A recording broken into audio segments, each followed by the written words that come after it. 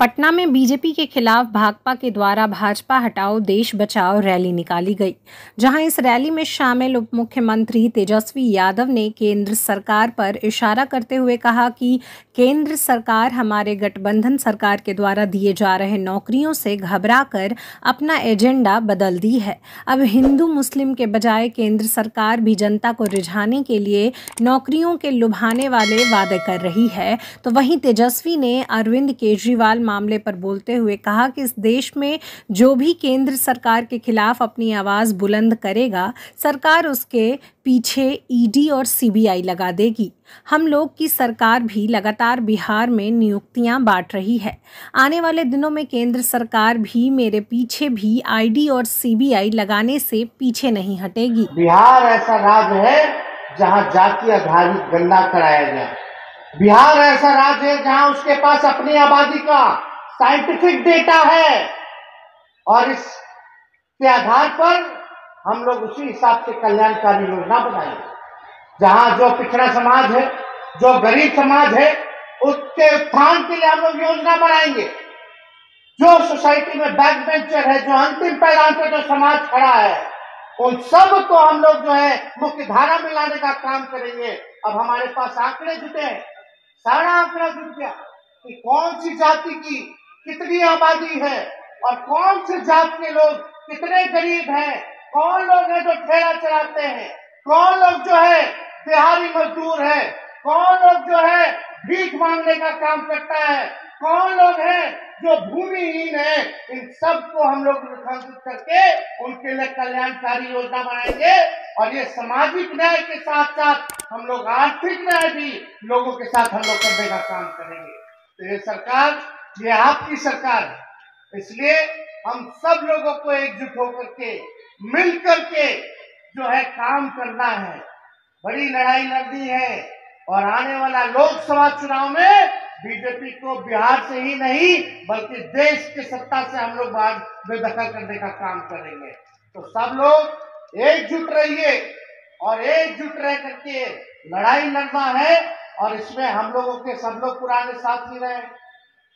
D राजा साहब, हम लोग सब लोगों का प्रयास था कि सब विपक्षी दल जो है एकजुट हो जाए, एकजुट सब लोग हो गए, सब लोग अग्री कर गए। और अभी तो फिलहाल 5 राज्यों में जो है चुनाव चल रहा है और वहां सब लोग जो है व्यस्त है। इसके बाद हम लोग सब लोग बैठ करके सारे काम को तेजी से करेंगे, मिलजुल करके जो बात होगा तय हो जाएगा। उसके बाद हम लोग जो गरीब का जो एजेंडा है, जो नौजवानों का जो एजेंडा है, जो मजदूरों का जो एजेंडा है, जो किसानों का जो एजेंडा है, उसको लेकर के हम लोग लड़ाई लड़ने का काम करेंगे। सबको साथ लेकर के चलेंगे और देश को जो है तानाशाही से मुक्त कराएंगे, जुमलेबाजी से मुक्त कराएंगे। आप लोग तो जान रहे, बिहार में हम लोग का सरकार बना, हम लोग नियुक्ति पत्र बांटने लगे तो देश के सबसे बड़े कलाकार, उनका फिर उससे कलाकारी शुरू हो गई। देखा देखी वो भी नियुक्ति पत्र बांटने लगे। तो हम लोगों ने एजेंडा तय कर दिया। बिहार के 2020 के चुनाव के बाद जहां भी चुनाव हुआ या हो रहा है, आज असल मुद्दे पे हो रहा है, चाहे कोई दल के हो, आज उनको बेरोजगारी को पर बात करने पर मजबूर हम लोगों ने करने का काम किया है। आज कोई पार्टी चुनाव में अगर आता है तो बात करता है कि हम आएंगे तो 10 लाख नौकरी देंगे, हम आएंगे तो 20 लाख नौकरी देंगे। तो ये काम तो हुआ, एक उपलब्धि तो हुई है कि कम से कम हिंदू मुसलमान की जगह आज रोजगार पे बात हो रही है, बेरोजगारी पे बात हो रही है, जो असल मुद्दा है उस पर बात हो रही है। तो इसलिए रुपया तो कमजोर हो रहा है लेकिन इस पर कोई बात नहीं कर रहा। देश का जीडीपी गिर रहा है, अर्थव्यवस्था चौपट हो रहा है, पड़ोसी देशों से संबंध खराब हो रहे हैं। ये सारा चीन जो है घुस गया भारत के अंदर, इस पे कोई चर्चा नहीं हो रही, कोई डिबेट नहीं हो रहा। डिबेट क्या हो रहा है? केवल विपक्षी नेता के।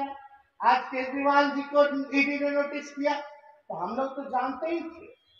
हम तो जब महागठबंधन हम लोग बना रहे थे पिछले साल तभी कह दिए कि बीजेपी को इतना बड़ा झटका दिए हैं हम लोग ये लोग फिर से ईडी, सीबीआई, इनकम टैक्स शुरू करेगा। अब हम लोग नौकरी बांटने का काम कर रहे हैं, अपने कमिटमेंट को पूरा कर रहे हैं, और उधर बीजेपी जो कहती थी मोदी जी कि हर साल 2 करोड़ लोगों को रोजगार देंगे, रोजगार देना तो छोड़िए छीना जा रहा है, तब उनको मजबूर होकर के इन पे बात करना पड़ रहा है, तो बदला तो लेंगे। आप देखेंगे आने वाले समय में बिहार में फिर से ईडी, फिर से सीबीआई, फिर से इनकम टैक्स। इसलिए आप सब लोग निश्चिंत रहिए, इन लोगों से कोई डरने वाला नहीं। आपका अधिकार के लिए हम सब लोग मिलकर के लड़ाई लड़ने का काम करेंगे और इस तानाशाही के खिलाफ लड़ेंगे और इनको ध्वस्त करने का काम करेंगे।